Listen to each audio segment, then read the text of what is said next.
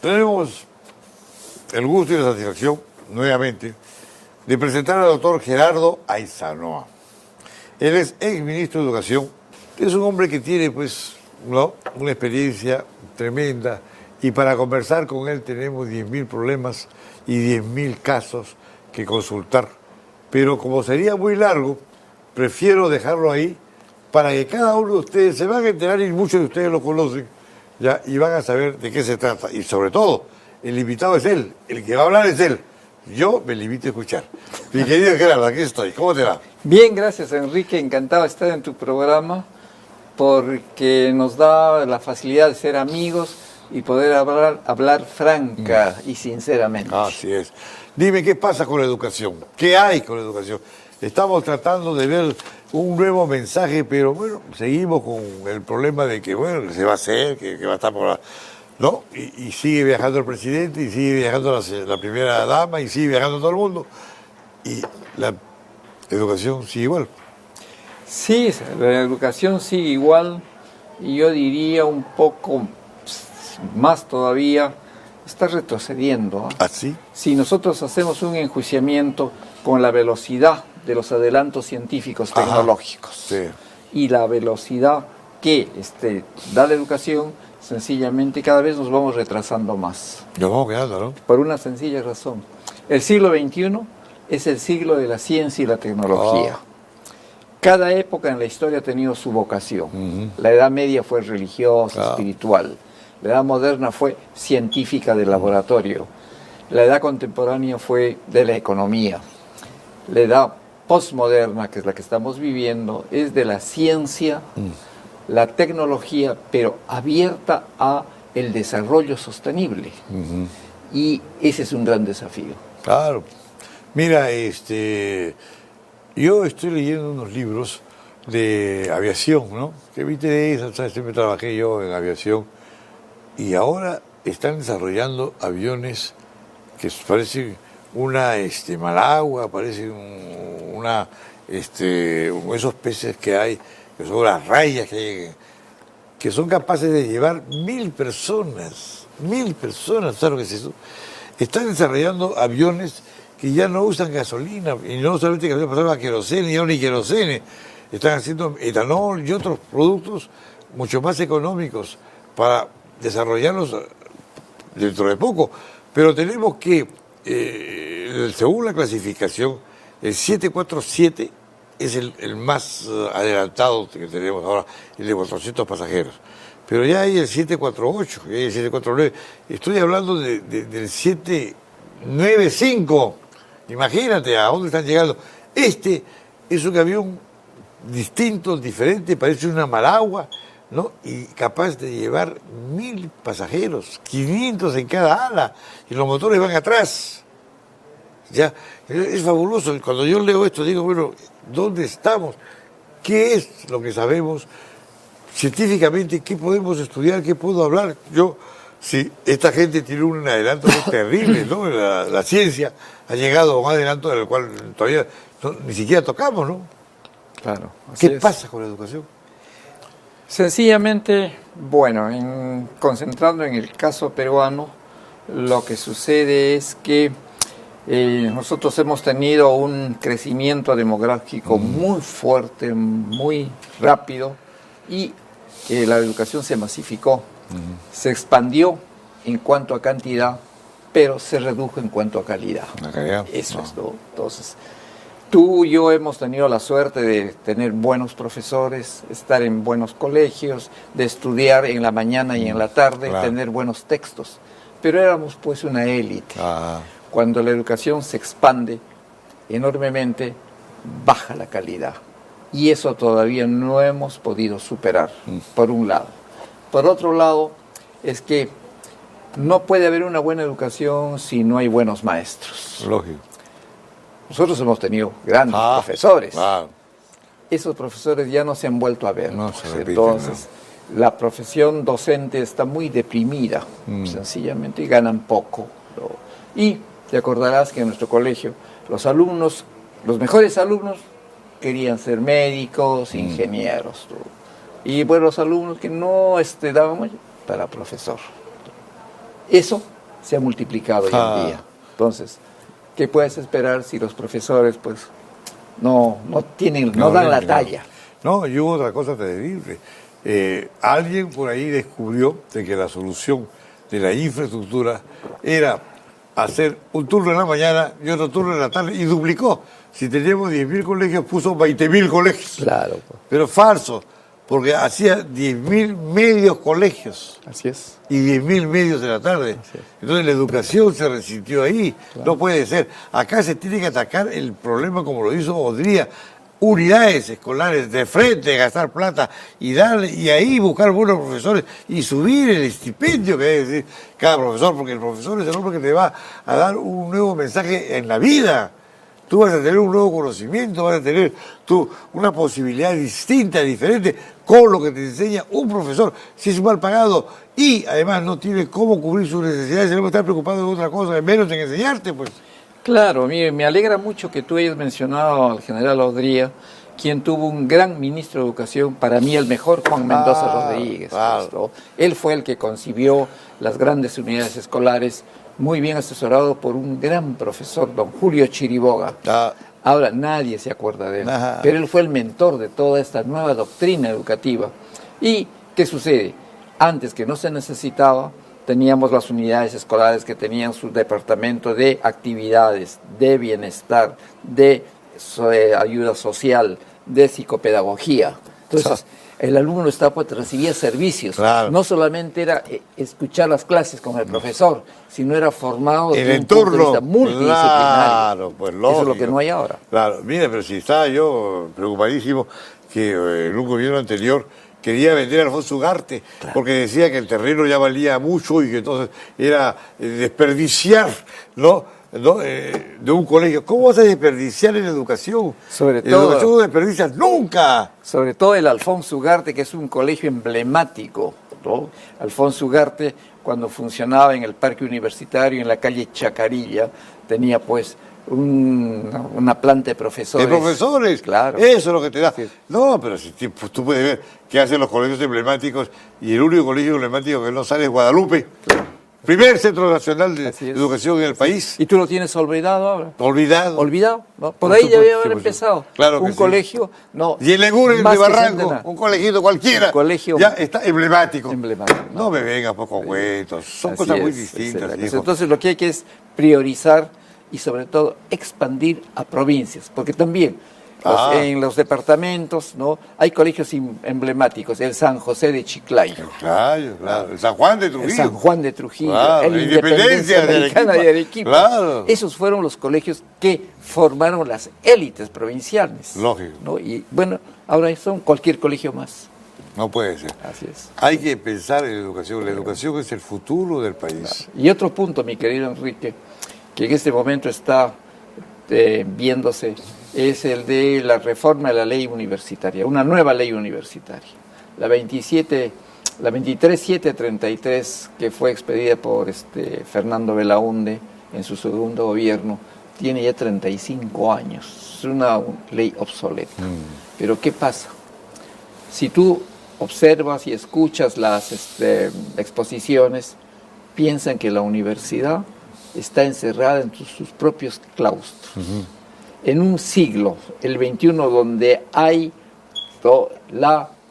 el trabajo en redes, donde hay la comunicación, donde se piensa en la globalización, la universidad no puede ser una isla. Claro. Y eso lo dijo Luis Alberto Sánchez hace muchos años, ¿no? Escribió un libro, la universidad no es una isla. Universal. Claro, universal, ¿no? Y todos están encerrados, que la famosa autonomía.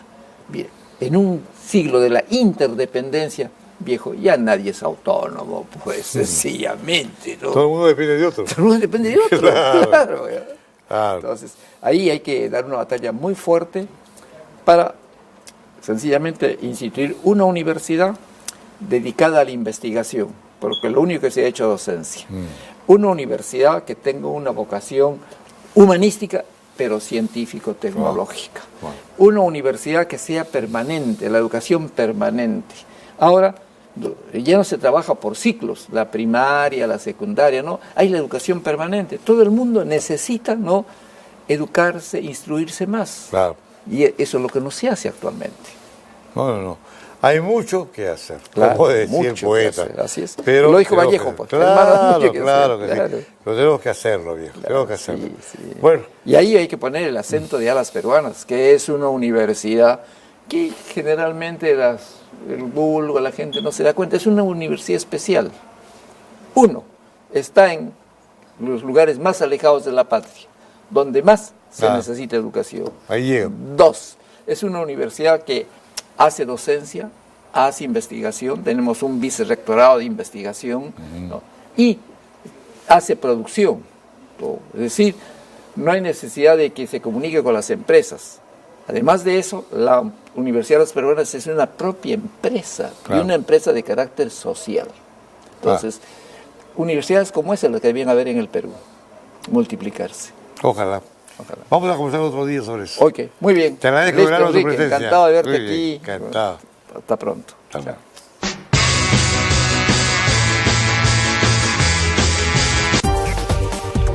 Con perseverancia, nuestros sueños se hacen realidad. Si nos apasiona nuestra profesión, buscamos la perfección. Y nuestra vocación de servicio nos lleva a donde más nos necesitan. Es que nacimos para eso. Estudia en la UAP. Infórmate en uap.edu.pe y síguenos en Facebook. Estudie su posgrado virtual en la Universidad Alas Peruanas para perfeccionarse con el nivel que exige el mercado competitivo, sin límite de tiempo ni espacio, con moderna infraestructura virtual interactiva y asesoría permanente. Maestrías y doctorados de exigencia actual. Informes en nuestras unidades descentralizadas a nivel nacional y en nuestra página web. Día a día te levantas para lograr tus metas, para construir tu futuro, para ser exitoso. En la Universidad Alas Peruanas te formamos para que logres todos tus objetivos, con moderna infraestructura, docentes de primer nivel y clases teórico-prácticas en las que vivirás desde el inicio tu profesión. Vive tu profesión, vive tu vocación, vívela en la UAP. Infórmate en www.uap.edu.pe. Estudia una carrera profesional a distancia en la Universidad Alas Peruanas, sin límite de edad, tiempo ni espacio. Docentes especializados para dirigir el estudio y la práctica del alumno a través del material escrito y ambientes virtuales de aprendizaje. Informes en nuestras unidades descentralizadas a nivel nacional y en nuestra página web. Con perseverancia, nuestros sueños se hacen realidad. Si nos apasiona nuestra profesión, buscamos la perfección. Y nuestra vocación de servicio nos lleva a donde más nos necesitan. Es que nacimos para eso. Estudia en la UAP. Infórmate en uap.edu.pe y síguenos en Facebook.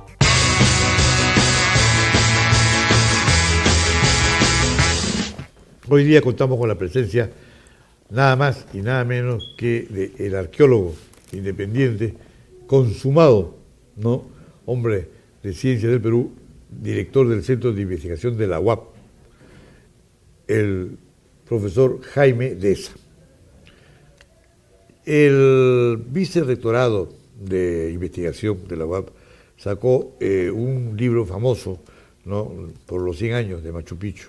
Luego sacó otro por los 75 años de Cumbe-Mayo y últimamente acaba de sacar el de los 25 años de Zipán. Zipán es, pues, este libro es fabuloso, un libro maravilloso, y vamos a ver algunas vistas que van a ir pasando mientras conversamos con Jaime sobre esto. Zipán, ¿qué significó, mi querido Jaime, al momento de su descubrimiento en la arqueología mundial? Para comenzar, gracias por la invitación. Hablar sobre lo que significa Zipán es conversar horas de horas. Es muy difícil sintetizar. Pero, de mi punto de vista, Zipán es un hito en el Perú. Al fondo, que puede decirse antes Zipán y después de Zipán el quehacer arqueológico en el país, ¿no? No creo que ninguno de los colegas y gente de bien se oponga a este criterio, pero es que en realidad antes Zipán dominaban las teorías casi unas entelequias, pensamientos muy ligeros, sin mayor base. Había gente que opinaba que en Chiclayo no había mayor cantidad de restos. Y fueron ponencias en el Congreso de Americanistas, recuerdo el año 70, fue una de las propuestas de de la delegación de Chiclayo.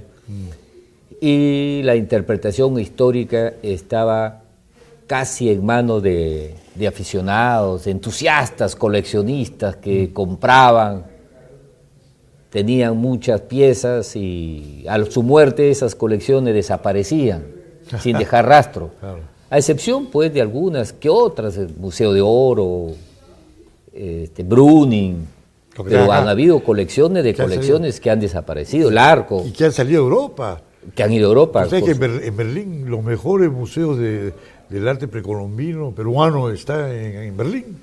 Claro, yo logré fotografiar 4 piezas Mochica 4 en el norte, felizmente. Las tenía un amigo y las uso mucho cuando publico porque son piezas exclusivas, es un barroco. Y me he enterado que están en Estados Unidos y tienen el precio de $250,000. Caray. ¿Cada una? 250, cada una. Ja, ya. Entonces, a esos precios casi se exporta, pues, ¿no? Lógico. Hay un libro que acaba de aparecer, El saqueo de la cultura de América, de un mexicano, ayer lo comencé a leer, sobre la cantidad de restos y piezas y joyas prehistóricas de América como han salido, por la gran demanda, pero la culpa no la tienen los compradores, porque la culpa la tienen los peruanos que no defendemos lo nuestro, ¿no? Claro, claro que sí. Dina, tú has estado en Egipto. Tú puedes decirme, cuando se descubrió Zipán, hubieron comentarios de que la importancia de Zipán estaba casi equivalente con cuando se descubrió la tumba de Tutankamón. Sí, pero no tanto por el oro, ¿ah? Sino que también Tutankamón, bueno, la ciencia avanzaba, un poco que corrigió los conceptos de la historia del Nilo antes. Zipán ha sucedido lo mismo. Y ahora, la belleza del trabajo en el oro, la metalurgia de Egipto y la metalurgia de Zipán, no es mi especialidad, pero me atrevo a decir que van a la par. Sin embargo, Tutankamón tiene muchísimo más cantidad de oro, ¿no? De piezas. Y lástima que todas están en Inglaterra, porque allí en el Museo del Cairo solamente hay, si no conté mal, 78 piezas. Y claro, un cajón donde estaba donde las encontraron todas las piezas que le han dejado ahí los ingleses, y el carro que usó Tutankamón. Y las joyas son muy bellas, pero si comparamos las joyas sí que están en el Cairo y las joyas del señor de Zipán, que no es el único, sino también del sacerdote, del viejo, claro, porque Zipán es un mausoleo. Sí, pues. Es un mausoleo. El señor Zipán fue el primero que se descubre, pero después han seguido entierros muchísimo más. El viejo señor Zipán. El viejo señor Zipán. El abuelo vendría a ser del señor Zipán, del muchacho ese, porque tenía 18 años, 20 años. Tenía mayor cantidad de joyas. Pero lo hermoso ahí es la filigrana, la belleza de las piezas que son realmente sorprendentes. Esa la araña, los aretes, el lápiz lazuli, es una maravilla. Y pensar que ese trabajo se hacía 2000 años atrás. Ajá. 2000 años atrás. Cuando en Europa ni comenzaban, ¿no? No comenzaban, No, estaban todavía con cobre. Sí. No te olvides que acá el platino. Ya trabajan platino. Claro, platino. Hay piezas en platino que se han descubierto en muchos sitios. Hay un rostro de Zipán, hay también el famoso diolillo de Frías, que tiene platino. Y para fundir el platino, para trabajar el platino, se necesita algo así de 3000 grados de temperatura. ¿Cómo llegaron eso? Pues, ahí y está. el platino se ha trabajado recién en Europa hace 100, 150 años atrás. Claro. Y acá se trabajaba el platino hace 2000 años atrás. Acá. Así que no hay casi punto de comparación. Y si queremos, sin ser chauvinistas, el Museo de Zipán es el museo, y acá está el doctor Aizanova, que fue ministro en esa época cuando se inauguró, conserva la placa de inauguración su nombre. El Museo de Zipán es uno de los museos, si no es el museo más moderno de América Latina o del mundo. Y está entre los 10 mejores museos del mundo. Por supuesto. Ah. ¿Cómo quisiera tener el Cairo ese museo? Ah. Nos hemos llenado la boca y los egipcios se sienten orgullosos y con razón del señor Zipán. Sin embargo, la museística del Cairo obedece a los años de 1900. Es una casa, una grande, inmensa, oscura, sin abarrotamiento de cosas. Algo así como teníamos antes los museos en el Perú. Felizmente ahora han cambiado, ¿no? Con el museo de Alfonso Ugarte. Sí, ¿No? sí, es una pena. Claro. Es una pena con la cantidad de turistas que llega, sin embargo. Pero en eso, Zipán se ha convertido en todo un ícono, ¿no? De allí que la universidad se sintió, y con el derecho de editar ese trabajo sobre los 25 años de Zipán, en la que participa, por supuesto, pues Walter Alba, Luis Chero, ¿no? Juan Julio Castillo, la señora Mole Piz, y por supuesto yo también. Dime, como arqueólogo independiente, ¿qué opinión tienes tú de la arqueología peruana y sobre todo con Zipán a la cabeza, ¿no? Respecto a lo que se ve en el mundo entero? ¿Es en realidad importante de primera magnitud o es simplemente una más de los que ya conocemos? Como producto científico, Zipán cambió la página. Ajá. Cuando nosotros éramos estudiantes, quienes tenían la voz de los conocimientos y los alcances eran los extranjeros. Con justicia, pero habían también algunos mentirosos, ¿no? Yeah. No te olvides del descubridor de Pajatén, Claro. ¿no? Hasta ahora. Sí, el descubrimiento que había sido hecho por los patasinos 10 años atrás. Bien, pero habían misiones extranjeras que llegaban por 1 mes, 2 meses, 3 meses, se iban, publicaban allá, acá casi no había esa literatura, y entonces teníamos que leer a Federico Kaufmann, que era el que más nos alcanzaba,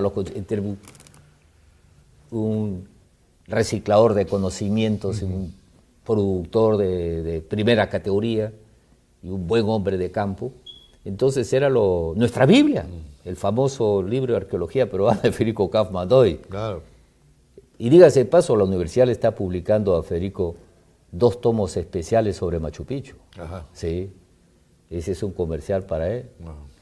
Bien, entonces, San Marcos era el que tenía la primicia, pero el Perú es tan grande y hay tanto que estudiar que todo se caía a pedazos con los tractores, los camiones, los huaqueros, todo se daba el camino. Si eso hubiera continuado, ya habían algunos que proyectaban que no quedarían más restos arqueológicos en 10 o 20 años. Lo que ha pasado en Nazca, ya en Nazca no se encuentra nada. Nazca no hay una tumba para descubrir más. Saquearon. Chancay, claro. saquearon. Mochica se salvaba un poco. Los huaqueros hasta Ancón. Claro. Claro. Había un pueblo que yo conocí que los presos estaban haciendo un hueco para escaparse y sacaron huacos. Qué error. Sí, el Perú, alguien dijo que el Perú era una tierra de arqueólogos. Sí. O sea, aquel que no sabe de arqueología no es peruano. No. Usamos el término de la arqueología para todo, hasta para insultarnos, por decir carehuaco, ¿no? Por supuesto que todos hemos visto una pieza. Claro. Bueno, y así, pero Walter con su equipo hace un trabajo realmente científico, académico. Se le metieron nuevamente los piratas, quisieron entrar ahí y robarle el espectáculo. Me contaban, por ejemplo, que uno de ellos publicó un artículo allá en Estados Unidos en la que más o menos la traducción decía así, que Walter sacaba la pieza, la excavaba y se la entregaba a él para que le diga qué cosa era. Y entonces le decía, esto es un Mochica 3. Sí, sí. Algo así, ya. Como chiste está bueno. Sí, ¿no? sí, como chiste. No, pero fue publicado. Claro.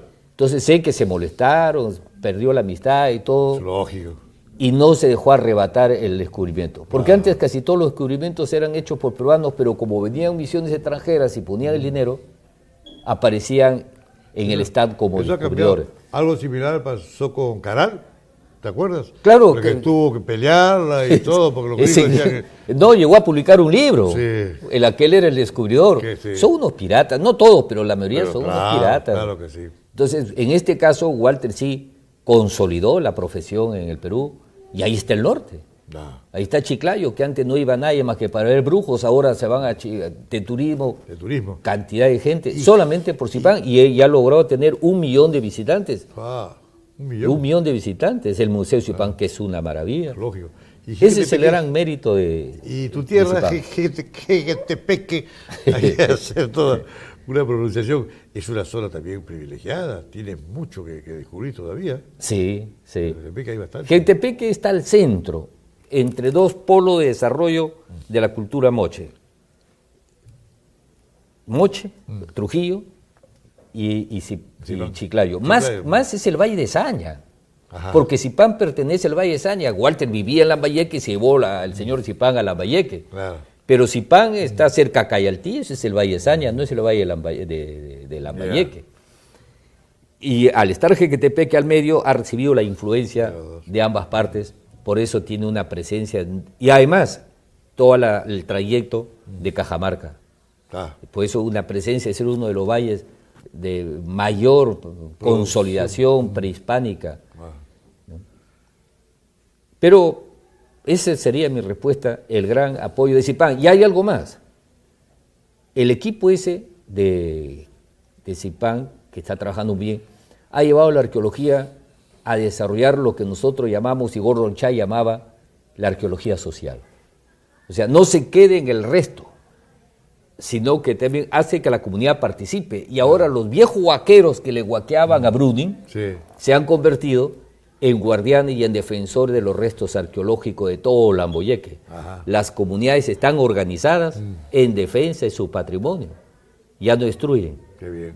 Mientras en otros sitios siguen destruyendo. He visto en el diario El Día de Hoy que en Cañoncillo, que es un oasis en pleno desierto de Paiján y San Pedro, ha sido, creo, destruido. No sé si han cortado los árboles, se sigue la destrucción, pero ya el valle de Saña y el valle de la Leche y Lambayeque, ese valle prácticamente podemos decir que ha quedado ya en limpio Ventarrón de toda también destrucción. han descubierto algunas cosas, están trabajando en Ventarrón. Claro, es que lo más importante, que la escuela de Zipán, por poner un nombre, ha promovido mucho la promoción de estudiantes de arqueología. Antes éramos, creo que yo era el número 10. Ahora somos más de 1000. Entonces hay generaciones. La universidad nuestra también está interesada en hacer una escuela de arqueología. Creo que en Chiclayo, a iniciativa del doctor Jorge Lazo. Entonces, hay nuevas generaciones que están continuando este trabajo. Uno de ellos es Leventarrón, es casualmente su hijo Walter. Es el que tiene el proyecto. Sí, Walter. No, bueno, a él le viene por hambre y por manga, porque por también Susana también trabajó. Trabajó los murales de Tucumé. Dos hermanos también. Dos hermanos. Dedicados a la arqueología. Sí, no sabía. Yo uno conozco, porque lo he leído. Seguro que sí, seguro que sí. Dime una cosa, ahora con el asunto del niño y todo eso, ¿habrán ya tomado precauciones para cuando se presente? Porque el niño se presenta cada cierto tiempo, ¿no? Sí. Y no estamos esperando que comience a llover para ver qué hacemos. Bueno, hay algunas precauciones. El niño es cíclico, o sea, no es un fenómeno, es un evento.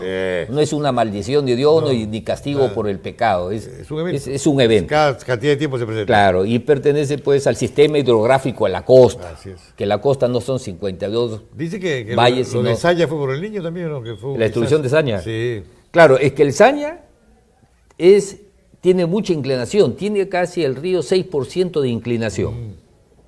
Y ese río tiene apenas, creo, 40, 50 kilómetros de longitud. Entonces, la cuenca cuando se llena... Es un aluvión. Es un aluvión. Y llegó como aluvión y destruyó en 1670 y tantos Saña. Y ahí quedó. ¿Y nunca se reconstruyó? No, nunca se reconstruyó. Y además, trató de reconstruirse y para desgracia el corsario Drake baja en Cherrepe y toma Saña, saquea Saña y 4 años después Blay, otro corsario holandés, vuelve a saquear y ahí sí se acabó Saña. Solamente nos quedó 7 iglesias, un recuerdo de Santo Toribio de Mogrovejo, el hermano Alejandro VI, el Papa, y bueno, terminó lo que pudo haber sido, dicen que pudo haber sido la capital del Perú. Así es. Sí. Sí. Bueno, ¿qué más quieres preguntar? Bueno, ¿no? Pacito? Hablando de Lambayeque y Chiclayo, hay mucho porque eso está comenzando recién. En el norte se debe trabajar un segundo polo turístico, tal como lo es Cusco, Machu Picchu y Puno, digamos, en el sur. En el norte puede ser con lo que, ya que hablas del arqueólogo Kaufman, la parte de lo que tiene él, pues, de Amazonas, ¿no? ¿Cómo se llama? Chachapoyas. Hay el famoso, están trabajando ahora sí en el norte sobre la ruta norte, la ruta Moche, están sí. diciendo, ¿no? Pero el norte tiene Desde Trujillo para arriba. antes, desde Hasta Caral, Casma. Caral ahora, claro, Casma. Bueno, Caral está más acá. Claro, sí. Pero pues. desde Casma Sí. tiene Chanquillo, que es una maravilla, es un fuerte, una ciudad fortificada, un templo fortificado, con dinteles de algarrobo, 3000 años, y ahí están los dinteles. ¿Y qué pasa ahora que me hizo acordar, qué pasa con Paramonga? Con Paramonga no se hace nada, ahí está. Es una fortaleza. Paramonga es un templo. Un templo. Sí, se le dice la fortaleza porque parecería una fortaleza, pero es un templo con la forma de un, ¿Y por de qué un- no se de un trabaja? felino. ¿Por qué no se pone, digamos, en circulación turística? Porque desgraciadamente Paramonga estaba lejos de Lima, Sí, pues ahora ya no, pues ya. entonces los limeños más se han quedado en Lima Y los trujeros no bajan. y los trujanos no vienen para el norte, para el sur, entonces el pobre Paramonga está ahí. Claro. Pero vemos, por ejemplo, producción desde Chanquillo, Sechín, Sechín es una maravilla, hombre. sí, por supuesto. Un castillo. Pero Claro. tampoco se trabaja, está abandonado. No, Sechín sí está restaurando. Restaurando, Sí, sí, pero está de a poco, trabajando de a muy poco, bien. de a poco. Sí, sí, pero... Como está la entrada, nomás, ya debía estar terminado. Ah, eso sí. Después, bueno, ya no hablamos de Chan Chan, Claro. la Huaca del Sol, No hay nada que la hacer. luna. No, eso se ha hecho maravillas. ¿sabes? Claro. Trujillo sí se ha trabajado muy bien. Algo Algo así hacer con Sechín. Y Chachapoya, pues. Claro. Chachapoya, Escuela, Hay mucho por hacer. Pajatén. Hay mucho por hacer. Tenemos que conversar mucho. Bueno, mi querido Jaime, tú sabes que el reloj de Watch es nuestro peor enemigo. Te felicito por este libro, te felicito por todo lo que tienes en la cabeza y tú eres un personaje muy importante en Alas Peruanas. La arqueología debe darse un golpe de pecho y agradecerle a Dios que gente como tú esté acá y ojalá sea pues pronto la escuela, ¿no?, de arqueología de la Universidad de Alas Peruanas, porque ya ha llegado el momento de que sea necesario. Sobre todo en Chiclayo, en Lambayeque, en Zipán, ahí se puede hacer. Yo hablé una vez con Alba y estaba dispuesto a colaborar. Sí, ¿no? Claro. A él se le ha comunicado, gustosamente puede apoyar también, pero conociendo a nuestro rector, estoy seguro que con ese entusiasmo que lo caracteriza, la escuela va a ser un hecho Cualquier pronto, día ¿no? se avienta, ¿no? Sí, sí. Sin paracaídas. Muy bien, mi querido amigo. Un placer de haber tenido una vez más acá y seguimos conversando sobre esto porque es un verdadero trabajo cultural, educativo de la universidad. Muchas gracias por tu invitación y tu gentileza.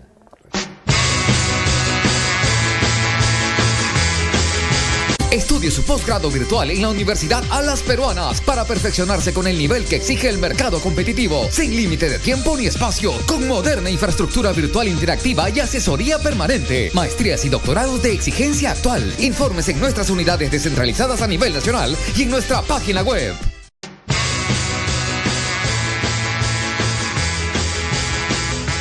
Estamos en la oficina del doctor Jorge Lazo Arrasco.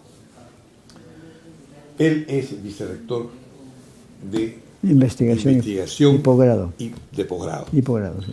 de la Universidad Alas Peruanas. Acaba de salir a la luz un libro que se titula Pedagogía Universitaria. Pero no es un libro cualquiera. Esta es la 5ª edición de este libro. Este libro se agota, se requiere mucho de las universidades, es un material de consulta, es una verdadera labor pedagógica la que realiza el doctor Lazo y nosotros estamos pues orgullosos de contar con él en la universidad porque es un elemento valioso para la educación del Perú. Ahora, el invitado y el que tiene que hablar es él, no yo. Así que Claro, te doy la palabra. en primer lugar, muchas gracias por esta entrevista, por este diálogo que podemos tener en torno a un tema que es palpitante, como es la pedagogía, o sea, la manera de enseñar en la universidad. Efectivamente, esta es la 5ª edición. De esta 5ª edición, las 2 primeras se editaron en la Universidad Garcilaso de la Vega de la cual yo he sido rector y fundador de esta universidad. Y los 3 restantes se han editado acá en la Universidad a las Peruanas con el apoyo de nuestro rector, el doctor Fidel Ramírez Prado. Esta quinta edición indica lógicamente que ha habido acogida de las anteriores, incluso hubo petición de una librería mexicana, no teníamos ya la cantidad que ellos solicitaban y por eso no pudimos atender, pero esta vez de repente con la edición que hemos actuado, creo que se podría atender. ¿Por qué pedagogía universitaria? En primer lugar, porque en la universidad estamos acostumbrados a tratar de dar conocimientos que no son nuestros. Consumimos conocimientos, pero no producimos conocimientos. Y no es una práctica de la Universidad Peruana, sino de casi todo el mundo. Los profesores universitarios llegan ahí y no producen ciencia. La universidad es para producir ciencia. Esa es su finalidad. Toda universidad tiene que cumplir 3 funciones: docencia superior, investigación científica y proyección social, fundamentalmente. Y en eso han coincidido casi todos los teóricos de la educación, como Ortega y Gasset, Marshall, etc., señalando esas 3 variables. Sobre todo en el caso de la investigación científica.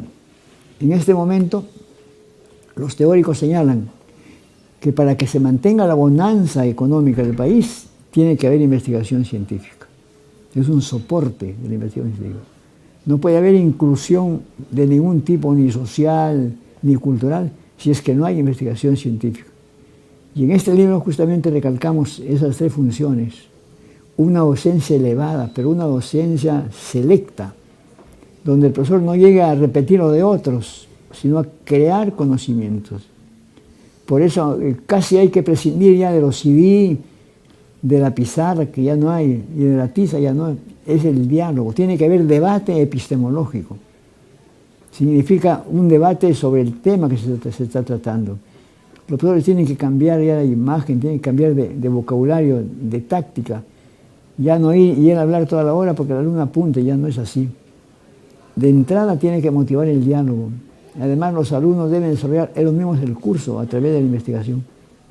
Entonces, la investigación comienza con el mismo estudiante tratando de hurgar en el pensamiento y en el conocimiento de lo que ellos están realizando.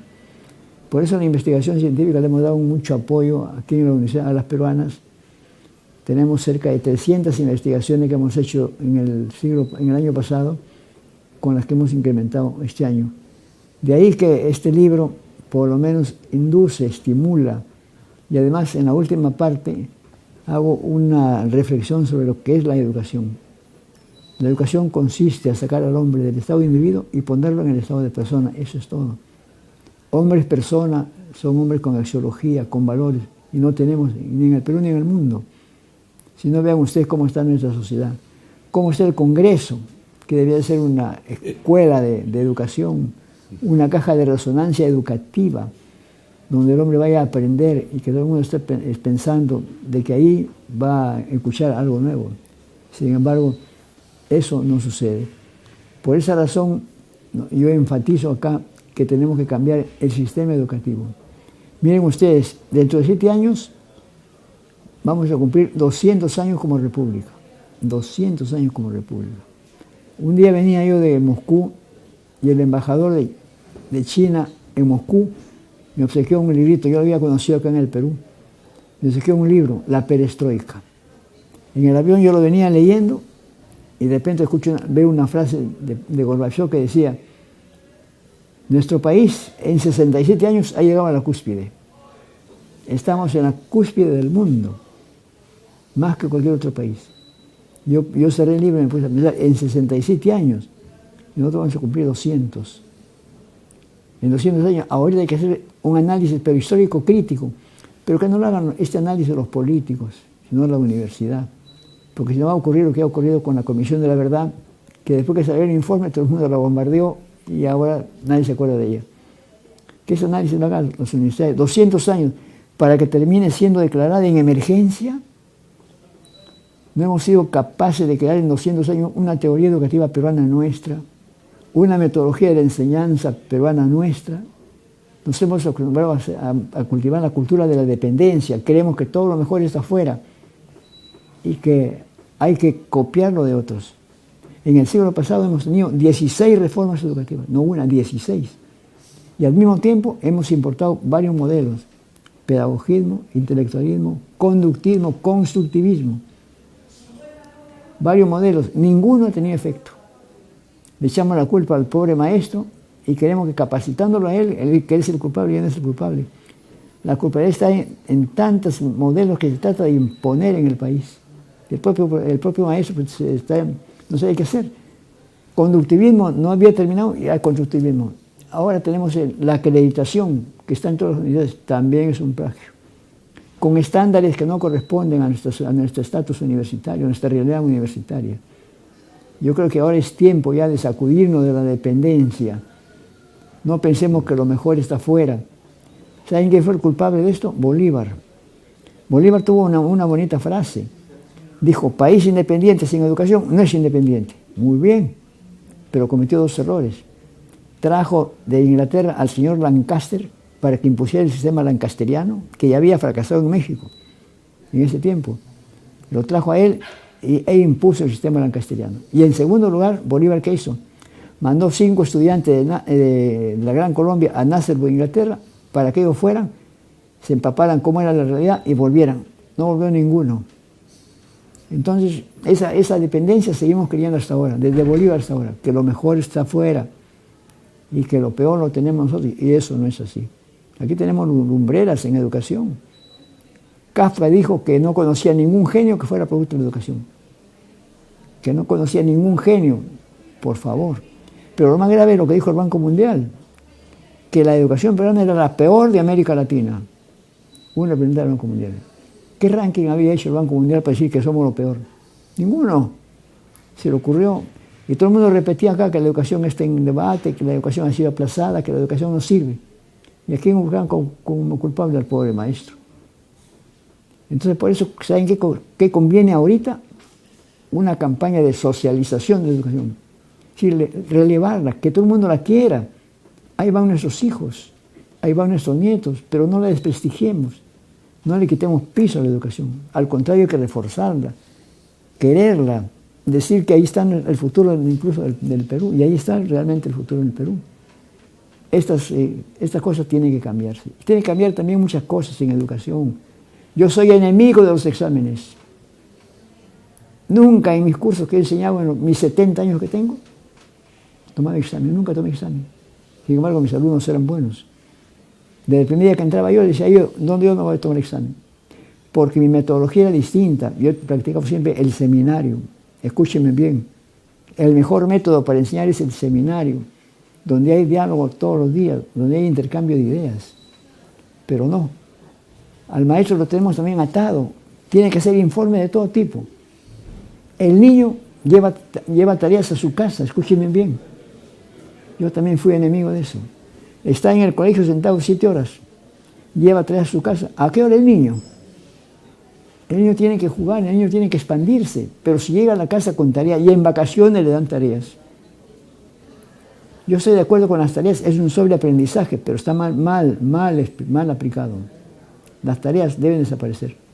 Le toman examen a los niños que van por primera vez a la escuela inicial. Ese niño va con la mano que le sudan y los padres van con él y como no ingresa a veces, salen llorando. Es decir, ese es el autoestima disminuido del niño. Eso tiene que cambiar, por favor. Tiene que cambiar definitivamente, si no seguimos con lo mismo, repitiendo lo mismo. Ahora han cambiado hasta los programas, ya no enseñan historia del Perú, ni historia universal, ni geografía. Ahora hay otro tipo de programas. No sé si tengan efecto positivo, pero habría que pensar si es que lo tienen. De todas maneras. Y cuando pensamos que los alumnos nuestros salen al extranjero a una especie de competencia que han instalado la UNESCO a través de los modelos PISA, y no aciertan los niños, nadie ha podido preguntar qué les preguntan a esos chicos. Porque si les preguntan algo que no les han enseñado, tienen que quedar mal. Por eso yo creo que la educación tiene que ser mirada con objetivo. Y algo más, el desarrollo educativo precede al desarrollo económico. Primero debía ser el desarrollo educativo, después el desarrollo económico. Aquí no. Nuestros políticos para la campaña, desarrollo económico. ¿Qué va a haber en economía? Y pocos ni nadie piensan en desarrollo educativo. ¿Será porque los niños no votan? Porque si fueran electores, todo el mundo estaría tras ellos. Pero como no votan, nos ignoran. Eso no puede ser. Yo creo que también tenemos que cambiar. Incluso no hay política educativa. Debiera ser una sola. La política significa a dónde vamos, cómo vamos y para qué vamos. Pero aquí cada gobierno instala su política. El gobierno de Belaúnde habló del quinquenio de educación. Luego vino el plan Huascarán de Toledo. Después las escuelas categóricas de Alan García, y ahora tenemos la beca 18. Y son cosas completamente diferentes. Nadie sigue una sola línea. Creo que conviene también que haya una sola línea educativa. La política tiene que ser un solo camino, si no, no es política. Y pensemos en que nuestro país ya, al llegar a los 200 años, ya tiene que madurar. Y maduremos nosotros. Yo invito a las universidades a que hagan su propio análisis histórico crítico de la realidad educativa, de la realidad política, 200 años de política, 200 años de Congreso. ¿Saben ustedes cuántas reformas educativas hubo en el siglo pasado, en el siglo XX? 16 reformas. ¿Saben qué ha ocurrido con la política en el siglo pasado? 9 golpes de Estado. 9 golpes de Estado. 2 presidentes terminaron presos. Un presidente asesinado. 5 presidentes que se pasaron el tiempo. Es una síntesis de esto. ¿Los golpes de Estado han sido beneficiosos? Habría que hacer un análisis de los golpes de Estado. Un análisis político, pero que no lo hagan los políticos, sino que lo haga la universidad, que es un enfoque completamente distinto, diferente. Yo he escuchado a mucha gente decir que la dictadura es mejor porque es progresista y que es mejor la tranquilidad que la libertad, porque la libertad se convierte en libertinaje. Cuando en 1932 en Alemania hicieron una encuesta preguntándole qué prefiere usted, la libertad o la no libertad, y dijo no, nosotros queremos la tranquilidad. Y casi el 100% de alemanes contestaron la tranquilidad. Fue antes, por supuesto, de la Segunda Guerra Mundial, pero eso pensaban. Creo que tenemos que hacer un replanteamiento de la educación en todos los niveles. En esta universidad en la que yo tengo la suerte de pertenecer, y en la que he pertenecido también en Garcilaso de la Vega, en universidad que yo he fundado, hace 50 años, ya el próximo año cumple esa universidad 50 años. Y esa universidad prácticamente la fundé, y sus promotores fueron militares en retiro, generales en retiro. Aquí en la Universidad de las Peruanas hemos llegado a 100.000 alumnos, y 100.000 alumnos es bastante. Administrar una educación para 100.000 niños y jóvenes es bastante. Pero aquí tenemos un ícono, un paradigma, un hombre que tiene una visión tremenda. Y esto no es un saludo a la bandera, ni es incurrir en hipérbole, absolutamente. Es Fidel Ramírez Prado. Este hombre vale, por eso que todo el mundo lo conoce y todo el mundo lo elogia. Y nosotros los que estamos acá somos testigos fehacientes de lo que significa. A las peruanas se ha desarrollado, ha crecido y sigue allá en todo el país. Estamos en todo el país y en el extranjero, en varios países. De manera que hablando de la educación, como dije al comienzo, por favor, es hablar en serio, hablar con esperanza. Los niños son esperanza. Fíjense, en Finlandia han estado acá los finlandeses y de entrada me dijeron, doctor Lazo, para nosotros el niño es un tesoro de la nación. Es el argumento que todos lo saben, es un tesoro de la nación. Y el joven que entra a la universidad sigue siendo un tesoro de la nación. Y como tesoro lo cuidan, lo perfilan. Ustedes saben que en Finlandia los padres de familia los días domingos van a la biblioteca. Casi el 90% de los padres de familia van a la biblioteca. En quinto de primaria, hasta quinto de primaria no hay notas, no hay calificativos, no aspiran ni la competencia, ni tampoco sacan orden de méritos, no hay eso. En educación, en la educación universitaria en Finlandia, hay universidades particulares, pero no cobran pensión. El Estado le da a la universidad para que funcione como particular. Hay completamente distinto. Y mis alumnos que nos han escuchado acá, los de finlandeses, que nosotros hemos traído, para que estén durante 2 días, han estado ellos con profesores, con estudiantes, han quedado admirados de lo que significa. Y eso no es novedad. Yo he postulado esto hace tiempo. Un niño que va por primera vez a la escuela, ya le toman examen de ingreso. A un niñito que va al CNI, le toman examen de ingreso. Ese niño sale sudando y el padre llorando, si es que no ha ingresado. Esto no puede ser.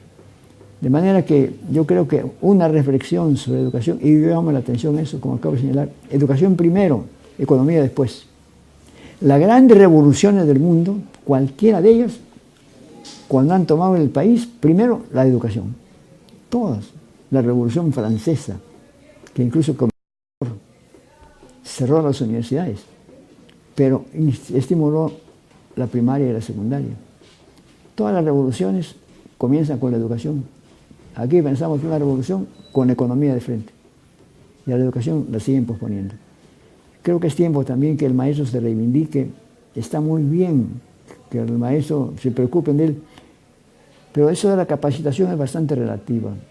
La capacitación quiere decir que la Facultad de Educación no sirve, porque si un alumno sale, un profesor sale graduado de la facultad y entra a trabajar y lo van a capacitar, pero si sale recién flamante, ¿en qué lo van a capacitar? Se supone que sabe. Porque están dudando del producto de la facultad universitaria. Esto también habría que pensarlo, habría que sopesarlo. Cambien, hagan la revolución educativa, señores autoridades, señores ministros, señora ministra, hagan la revolución educativa. Cambiar todos los sistemas. Una revolución no es incruenta, es una revolución pacífica. Cambien los sistemas, cambien los modelos. No sigan culpando al maestro de que él es el culpable. La sociedad también es culpable, el Estado también es culpable, porque todos forman parte de una estructura integral. Por eso yo agradezco aquí a mi amigo Enrique Sarabia esta oportunidad que me ha dado de poder dar un mensaje, por lo menos, de explicar mis ideas, que pueden ser criticables, pero yo tengo mis ideas. He estado vinculado a la educación ya cerca de 70 años. He visto cómo se ha desarrollado el sistema educativo. He sido parlamentario. El grupo parlamentario mío, que nos unimos de todos los partidos ahí, hicimos un proyecto de educación para renovarlo. Lamentablemente el golpe de Estado de 1968 impidió eso. Se perdió ese proyecto, que lo habíamos hecho con participación de todas las agrupaciones políticas que en ese momento estaban. Creo que ese problema que tenemos en el Perú, sin unidad y sin identidad, tiene que ser. Y solo la educación lo puede cambiar. ¿Qué nos identifica a los peruanos? El partido de fútbol que va a haber dentro de pocos días. Y todos pensamos igual. ¿Qué nos unifica? No sabemos. Hay tantas agrupaciones políticas, 142 agrupaciones políticas en las elecciones pasadas. 142 es bastante. Otro país tiene solo 2. Estados Unidos tiene una revolución, una constitución y nada más, reformada en algunos aspectos. Aquí, ¿cuántas constituciones? 14 ya, y hasta 16, con los otros proyectos que se han añadido. Eso tenemos que pensar de una vez por todas. Que el tercer aniversario que vamos a entrar dentro de 7 años sea un tercer ya centenario, un tercer centenario de renovación completa en todos aspectos. Que a la administración llegue no el más capaz y no el más audaz. Que a la administración pública llegue el más capaz y no el más audaz. Estamos habituados a que yo llegue a la administración pública y todos los que me ayudaron los pongo ahí. Claro que ni siquiera están capacitados. Esa es la verdad. Cuando yo conversé con un profesor del PRI en México, le dije, ¿por qué ustedes se han quedado 70 años? Tantos. Dijo, porque con la primera vez que llegamos al gobierno no cambiamos a nadie. Siguieron lo mismo. En tanto, estamos capacitando a nuestra gente. Hasta que 6 meses después votamos a eso y hubo nuestra gente capacitada ya. El local del partido político era una universidad de ellos, donde uno veía qué conferencias hay. Y uno veía en tal piso, o en cuarto piso, o en quinto piso lo que se estaba enseñando. Los partidos políticos también son educadores, tienen que educar, porque si no, es únicamente para acoplar gente o tener gente dispuesta a salir a las calles a gritar o a pintar las paredes. Eso es bastante relativo. El Perú de mañana, el Perú del tercer centenario, es bueno que lo cambiemos. El primer centenario, con esto termino, de 1921, hay que hacer homenaje. 1921, ¿quiénes eran los que se enfrentaron a la dictadura de Leguía? Los universitarios, ¿quiénes eran? Ayala Torre, César Vallejo, Mariátegui y toda esa generación. Toda esa generación de jóvenes que soñaban con un Perú distinto, se enfrentaron a la dictadura. Lanzaban un candidato, ¿qué hacía el gobierno de Leguía? Lo desterraba. Eso ocurrió con Manuel Vicente Villarán. Al día siguiente nombran otro candidato, Manuel Freire, y le dicen, Manuel, queremos que tú seas candidato. No. O me mandan al destierro o me mandan a la isla de San Lorenzo. No, gracias. Esa es una acción de la dictadura. Y si pensamos en la dictadura de otros países, es para llorar, ¿no? Pero esa costumbre, esa dirección que seguían los políticos, tiene que variar. El político es el más engañado, por si acaso.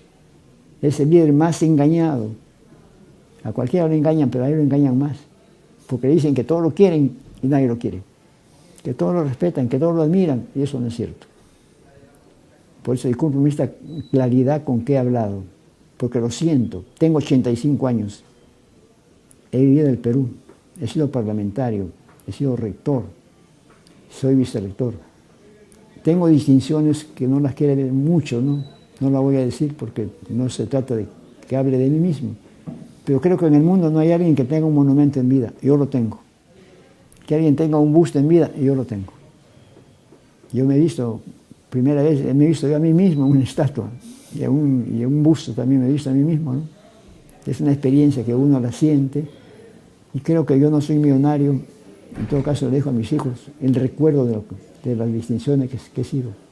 Tengo la medalla del Congreso, el gran amaute del Perú, del Ministerio de Educación. Tengo la medalla del Ejército, con lo cual me siento muy orgulloso. Tengo la medalla de la ANR, de la Asamblea de Rectores, considerando que uno de los mejores profesores universitarios. Para mí eso es bastante, y no añado más. Pero cambiemos el país, por favor. Enrique, muchas gracias, hermano, te agradezco muchísimo. Y no sé si quieras añadir algo o preguntar algo. La despedida, simplemente estoy encantado, maravillado de esta corta peroración que has tenido. Ha sido una conferencia magistral sobre educación y realmente te felicito y estoy orgulloso. ¿Puedes mostrar el libro? Amigo. Sí, ahí está el libro, lo vamos a sacar, ¿no? Pedagogía universitaria. Y espero pues tener otra oportunidad. Porque claro. Con esto estamos iniciando los festejos del tercer milenio. Así es. O sea, el bicentenario de la República. Tú, con tus palabras sabias, has podido marcar el camino. Y sin que nadie sepa, has abierto una puerta. De aquí adelante vamos a tratar los temas del bicentenario. Yo creo que sí. Muy agradecido. Muchas gracias, muchas gracias.